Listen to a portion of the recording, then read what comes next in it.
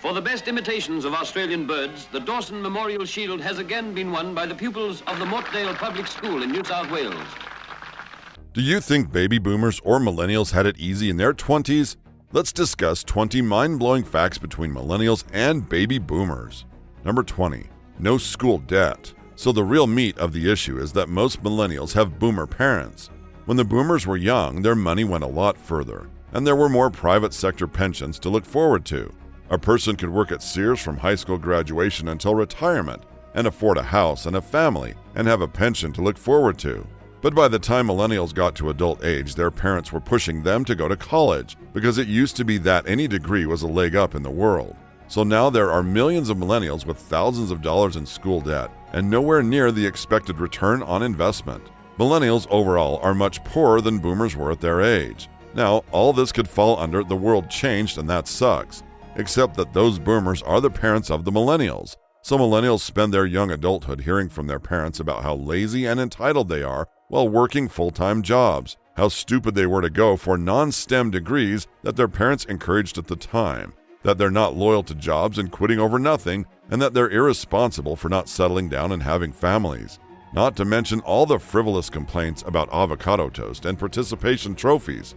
The main culture gap is that millennials know the world has changed, and that there's way too many boomers who refuse to acknowledge that it has. Socially, the millennials have it much easier, but financially the boomers lived in a much easier world than exists today. Now their colleges are turning out twice as many technical people this year as ours are. Number 19. Boomer votes. So we understand how financially the boomers really lucked out. What is so frustrating is that now, politically, the boomers are messing the younger generations. Wages have not kept up with inflation since the 70s, while at the same time college expenses have increased faster than inflation. Yet the boomer generation, statistically as a group, vote for politicians who oppose fixing or easing college expenses. That same voting bloc supports, through their votes, taking away free school lunches from children whose families struggle. The most disheartening was when they let the Advanced Child Tax Credit expire, one of the cheapest federal programs ever. It was for the most part just giving out the child tax credit monthly instead of all at once. Again, continuing to vote for politicians who support such actions. With the exception of medical advancement, we think the boomers as a group failed in that aspect and continue to fail. Number 18. Millennials exposed Reaganomics. Millennials despised his policies like Reaganomics, war on drugs, failure to act on the AIDS epidemic, hiding his mental decay from the public, Iran-Contra affair. Dozens of people who worked in his White House ended up in jail, and he should have too. One of the worst presidents for the American people. His economic policies drained the wealth of the American middle class straight up into the pockets of the most wealthy. Some conservatives will probably reply about how he single-handedly went to Russia and destroyed the Soviet Union with his bare hands, but that's a pipe dream. But they got all tangled up in the sale of arms, and the sale of arms got tangled up with hostages. Secretary Shultz and Secretary Weinberger. He is an indefensible failure of a president. He gutted our social infrastructure that generations of Americans had built up over the past 50 years. This led to a flow of capital to big corporations and a decent economy for a little while. But people fell through the cracks and the wealth disparity got worse. This widespread privatization extended to student loans, which over time led to inflation of tuition. Millennials and Gen Z are dealing with the fallout of this. We lack the affordable education that boomers and older Gen Xers benefited from. Number 17. Social Security. Let's break this down using simpler words. Imagine there's a big problem with something called Social Security. It's like a piggy bank that helps people when they get old. But this piggy bank is running out of money. People have come up with ideas to fix this problem, but most of these ideas basically say the older folks, called boomers, will still get their money from the piggy bank, but younger people might get less or nothing at all. Why is this happening? The boomer generation is really big and they vote a lot, so politicians want to keep them happy because it's popular to do so. This way, boomers get what they want, but it means trouble for everyone who comes after them. We see this kind of thing not just with Social Security. Day different from all other days dawned on the farms and ranches of the United States late in 1954. But also with money for public colleges, taxes, housing, and health care. Younger people don't think every boomer is bad, but they feel that as a group, boomers have made choices that help themselves without thinking about the future generations. For the past 40 years, boomers have acted in ways that seem pretty selfish to the younger folks. Number 16. Divide and conquer. It's all part of the conservative push to divide us all into warring camps. Some people in power are trying to make us fight each other. They want men to be mad at women, and people with white skin to be mad at people with black skin, and lots of other groups to be angry too. Most of us agree on important things like free speech, healthcare, marriage, and civil rights. But if we're busy being mad at each other, we won't be strong enough to come together and get what we all want. This idea of dividing people to keep control has been used for a long time in politics. Right now, some people say that the Republicans, with help from Russia, the internet, and China, are using this tactic like a powerful weapon. They're trying to split us into groups that don't get along, so that we're too busy fighting each other to fight for the things we all care about. There are some issues where we will never have consensus, especially on some of the policies of the GOP. Some people blame Republicans for several big decisions that had huge impacts on the country. For example, during Ronald Reagan's time as president, a policy called trickle-down economics was introduced. This meant giving tax breaks to wealthy people, hoping the benefits would eventually trickle down to everyone else. Essentially catapulted himself into the nomination with this defiant remark. Would the sound man please turn Mr. Reagan's mic off for a minute? Reagan, along with Presidents George W. Bush and Donald Trump, also cut taxes for a lot of rich people. Reagan was responsible for taxing Social Security, which is a program that helps older people with money. Republicans have been blamed for starting long, expensive wars. For instance, George W. Bush started the Iraq War, which lasted 9 years and cost $1.6 trillion, and the Afghanistan War, which went on for 20 years and cost $2.3 trillion. Both wars were ended by Democratic presidents. Number 15. Did boomers end compulsory military service? The draft ended because the oldest baby boomers, or people born just after World War II, were very active and loud about wanting to stop it.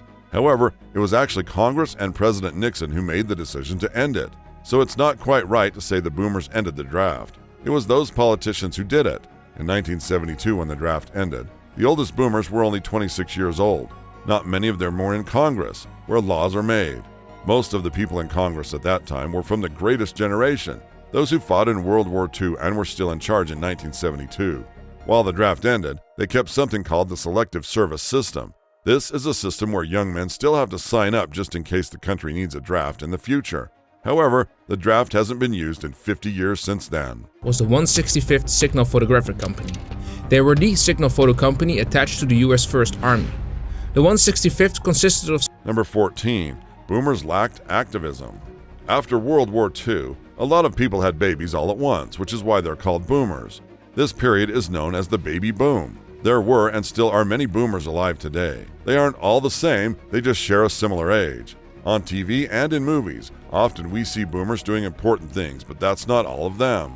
Many boomers just went to work every day like we do. Young people usually have more energy and passion, which is why some of them are very active and visible. But as people get older, start working a lot, and have families, they have less time and energy for things like activism. Boomers didn't do anything wrong, times were just different. They made money, and it went further back then than it does now for young people starting out. A new generation comes up and they wonder why things aren't better. Boomers used resources like plastic without knowing the future problems it would cause. Now as boomers get older, they need more care, which is why there are many ads for medicine with older people. There are simply a lot of boomers, so they used up a lot of resources. They didn't leave behind much, not because they were bad, but because there were so many of them. Most boomers were just regular people living their lives, not activists or world changers. Number 13. Millennials fake social media and becoming viral. The media often makes small stories seem like a big deal. Social media is a step forward where people are complaining, ranting, or bragging about nothing important. We've seen the media choose stories from online platforms where younger people complain about boomers to support their own ideas. They keep repeating that boomers are cheap, entitled, sloppy, mean, and out of touch. If many people agree with these complaints online, the media acts like it's a big trend. And with the meteoric rise in popularity for documentaries like The Social Dilemma, it's safe to say that this is a growing sentiment and realization within today's culture. Small issues easily become viral on the internet. The media is always looking for something controversial to report because it gets them more viewers and money from ads. I find it a bit funny and a bit sad how desperate we've become for interesting news. Just because someone had a bad experience with a boomer doesn't mean all boomers are the same. Millennials love using social media like Instagram, Twitter, and TikTok. They often share things that go viral. meaning they spread really quickly and lots of people see them. This can be fun, but it also can be dangerous. Sometimes they might share fake news or harmful trends without checking if it's true. Social media hype culture, where people get really excited about the latest trends and news, can make this worse. It can lead to misunderstandings, spreading lies, or even hurting people. It's important to think before sharing online. Number 12. Wealth disparity. People have far more education today. That means a 25-year-old today is more likely to have only been working full-time for a couple of years, while a boomer at 25 was likely to have been working full-time for 7 years or more. The 25-year-old college grad today also probably has student loan debt, which boomers usually didn't have, even if they went to college. That is, millennials are taking longer to enter the workforce and are starting off with more student loan debt. But over the course of their life, a person with a college degree will usually make an extra $1 million more than someone without a degree. So someone in their mid-20s to 30s now with a college degree might have less wealth than a boomer at the same age. But in the long run, the college-educated millennial will earn more, even taking into account the student loan debt. So far, there has been less intergenerational transfer of wealth to millennials. The point in question talks about how millennials have a lower share of wealth in percentage terms. That makes sense because people are living longer. The parents and grandparents of boomers were far less likely to live into their 60s and 70s. Honor societies recognize student achievement. The orchestra, glee club, drum and bugle corps, and band offer opportunity for musical training and achievement. This means that the 60 to 80 segment of the population didn't have as large of a share of overall wealth, both because A, there were fewer people in that age range, and B, boomers were more likely to have inherited from a deceased parent or grandparent. Now that most people live into their 70s, that 60 to 80 segment of the population has a higher percentage of overall wealth. Number 11, better off than their parents. Boomers were largely able to buy a one-family home on a single income, afford college, healthcare, and so on, and then passed laws and tore down regulations and cut taxes on billionaires and gave corporations rights and passed racist and misogynistic laws. In other words, the basic assertion that boomers grabbed everything they could, then pulled up the ladder behind them is not accurate. Boomers were the last generation that was actually better off than their parents. They also found it much easier to buy a house compared to today. Houses were cheaper back then. Healthcare and college were also more affordable for them. They didn't have to spend as much money or take out big loans for these things. Now everything costs a lot more, making it harder for younger people to buy houses, pay for healthcare, and go to college without getting into debt. Number 10. Justified sarcasm on millennials. Millennials mistakenly think every boomer easily fell into a high-paying job after breezing through a cheap college education, and that, of course, debt-free. Then we all bought a huge house for practically nothing, had tons of material prosperity and cool vacations as young adults with families, all based on one salary. Mom stayed home getting their hair done and baking cookies. Now we are all supposedly rich in retirement while using up all the Social Security funds, so millennials won't get any, and living it up in the villages with our Trump flags, golf carts, and endless parties. They blame us for weather patterns, ruining the planet. In the height of emotion, it's not always easy to stop and think things through. But if you'll just... Driving down wages and pushing up the cost of housing. They think we all own 4 to 5 properties and refuse to sell them because we are now all greedy landlords. That's why they can't buy a house. We bought them all. They think we are hedonistically enjoying a lucrative retirement, cruising and traveling the world, and refuse to give it all up to help our children. They say we are entitled, prejudiced, selfish, judgmental, callous and unsympathetic to all their woes, and that now we got ours, we are going to leave them with nothing but a frayed broken broom to clean up our messes. Number 9. Socrates was a boomer? Who knew more than 2,400 years ago, Socrates would side with boomers in this discourse? It's almost uncanny how he complained about the coming generation. It goes like this. The children now love luxury. They have had bad manners, contempt for authority. They show disrespect for elders and love chatter in place of exercise. Children are now tyrants, not the servants of their households. They no longer rise when elders enter the room. They contradict their parents, chatter before company, gobble up dainties at the table, cross their legs, and tyrannize their teachers. Many believe that young people today are more coddled, meaning they are protected too much. This isn't really their fault, but rather the older generations who didn't want anything bad to happen to them.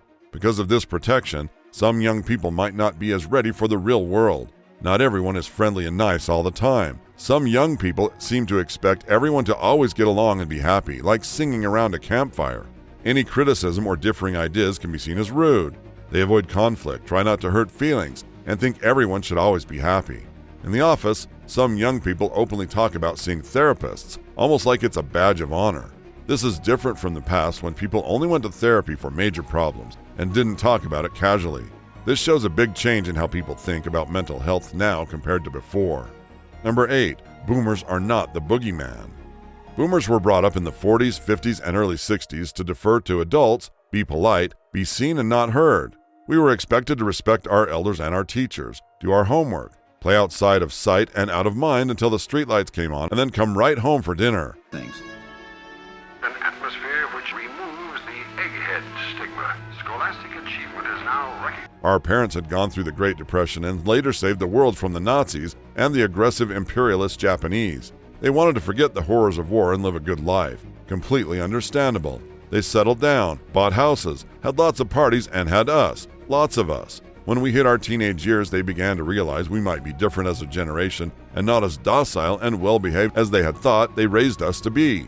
First, there was rock and roll. Our music set us apart. Then Beatlemania hit and the 60s got into full swing. Hippies were a thing. Women fought loudly for women's rights. Civil rights activists were just as loud, demanding equal rights for POC. The environmental movement got a push with the first Earth Day, but the assassinations of the Kennedy brothers and MLK really caused upheaval in politics and society in general. The Vietnam thing and the protests our generation participated in to stop it also tore our country apart. It was considered unpatriotic to question a war or our military or the police or authority of any kind or our government institutions. Because we questioned those things as a generation, we were then characterized by Nixon's Republican silent majority as lazy, disrespectful, draft dodgers, dirty hippies, promiscuous, cowards, lazy, and communists. We were also accused of hating America. Number 7. Boomers as consumers and troublemakers. White and middle-class boomers were the first generation of American kids to be raised by mass media as a consumer group. They were the first group of human children to be deliberately constructed as a consumer group who could be marketed to using psychoanalytic techniques. Happy. I could be a model or a cover girl. Hey, what kind? They had spending money, something earlier generations of children just didn't have. They were isolated in single-family homes in the suburbs. Due to the conflict and other factors, their parents moved farther away from extended families. This is why boomers had all those classic toys, rock and roll, fashion, etc. The suburbs made it possible to sell appliances to women, cars and boats to men, and youth culture to kids. This terrified a lot of parents, especially conservative parents and parents who were first-generation immigrants. They thought their children were being corrupted by this new modern culture. Number 6. Millennial work-life balance. Millennials have significantly influenced workplace dynamics with their distinct values and priorities. Unlike previous generations, millennials prioritize work-life balance, flexibility, and meaningful work. These values make a departure from the traditional corporate focus solely on financial rewards and job stability. Work-life balance is foundational to millennial workplace values. Having grown up in an era of constant connectivity, they seek to seamlessly integrate personal and professional lives. This leads them to prioritize flexible work arrangements such as remote work and flexible hours, enhancing both productivity and overall well-being. Millennials prioritize finding meaning and purpose in their work. They gravitate towards roles that align with their personal values and contribute positively to society or the environment. They value opportunities for personal growth, skill development, and a sense of fulfillment over mere financial compensation. They are attracted to companies that promote a positive company culture, diversity, inclusion, and corporate social responsibility. Unlike previous generations focused on job security and climbing the corporate ladder, millennials prioritize job satisfaction and work that allows for personal expression and creativity. They are more inclined to change jobs if they feel their current role lacks growth opportunities or fails to align with their values. In response to millennial values, organizations are adapting their approaches to talent management and workplace culture. Companies that embrace flexibility, promote meaningful work, and foster a positive company culture are better positioned to attract and retain millennial talent. This experience, which Black Americans were having, This approach not only nurtures a dynamic and engaged workforce, but also drives innovation and success in today's rapidly evolving economy. Number 5. Social consciousness. Millennials exhibit a distinctive set of workplace values rooted deeply in social consciousness and a commitment to social justice. This generation is notably driven by a desire to align their professional lives with ethical standards and societal impact. Unlike preceding generations, Millennials prioritize more than just financial gain or job security. They seek workplaces that reflect their values of inclusivity, sustainability, and ethical responsibility. Central to their ethos is a strong preference for organizations that actively engage in social and environmental causes. Millennials are inclined to support businesses that demonstrate genuine efforts towards sustainability, fair labor practices, and community involvement. They view corporate social responsibility not merely as a marketing tactic, but as a fundamental criterion for their consumer and employee choices. Companies that champion diversity, equity, and transparency resonate deeply with millennials, influencing their decisions as both consumers and potential employees. This commitment extends beyond personal consumption habits. Millennials often advocate for systemic change within their workplaces, pushing for policies and practices that promote fairness, equality, and ethical behavior. They are more likely to engage in activism, both online and offline, to amplify their voices on issues such as climate change, human rights, and corporate accountability. Millennials' workplace values underscore a transformative shift towards a more conscientious and socially aware business landscape. Their influence prompts organizations to not only meet regulatory standards, but also to proactively address broader societal concerns.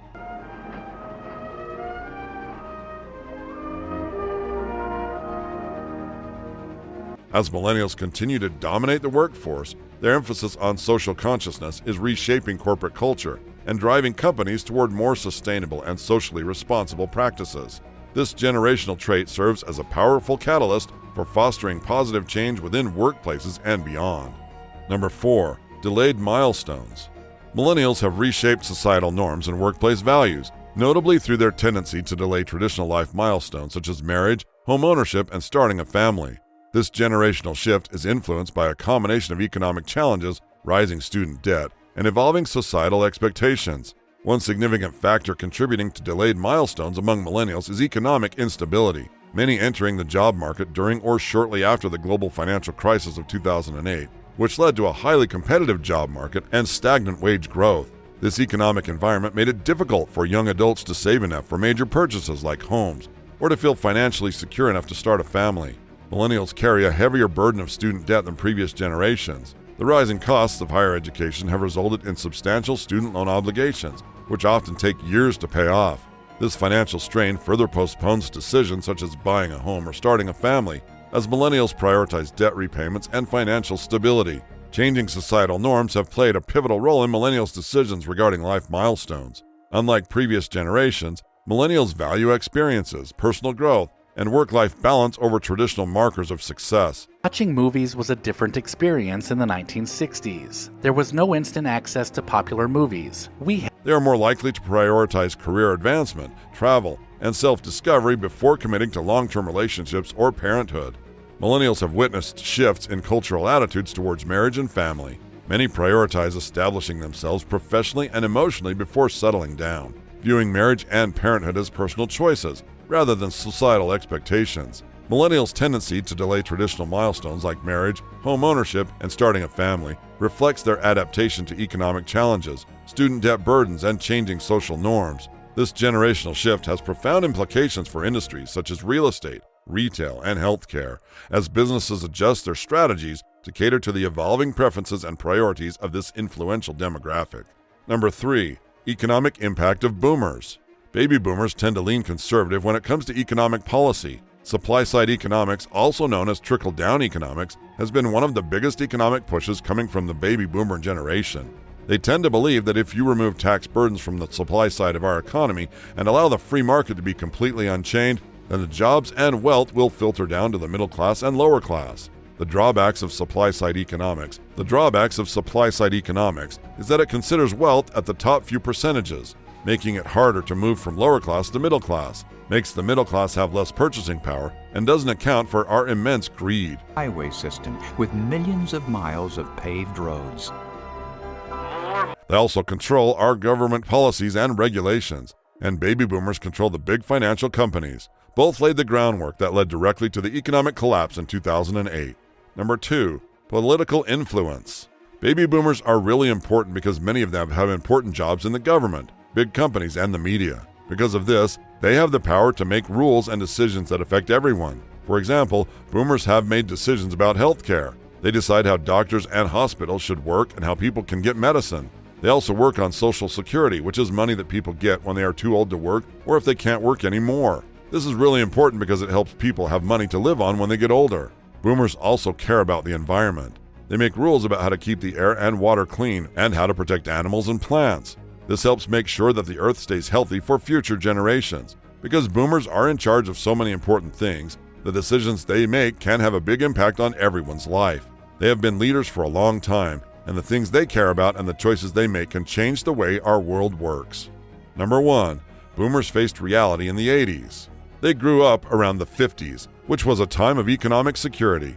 When most of the boomers were born, segregation was still a thing. It was a very, very different time. Their fathers were military men. Their mothers were stay-at-home moms. For the first time in the history of humanity, food and resources were organized enough for children to have a high survival rate. They had the Leave It to Beaver American dream childhood. The middle class was thriving, and it set their expectations for life. They weren't raised to give a crap about the environment. They weren't raised to consider anything as scarce, because back then everything was in supply. So their world is big and wonderful, and they can do anything. Steadily, reality sets in around the 80s. Environmentalism is now a huge thing, and people come to recognize that sustainability is something that we should think about. The economy begins to decline. Jobs become scarce. But we don't have a choice like they do. See, they can go to ours and they can go to their own, but we have to go to white school. Furthermore, we should consider that conservative and liberal meant entirely different things prior to the Bush administration. Most that would have been considered Republican or conservatives are now being hailed as liberal or centrist at best. Well, who knows what the heck happened to the actual conservatives? These are the 20 mind-blowing facts about millennials and boomers. Comment below if you think we missed something important. Like, share, and subscribe to our channel for more great content.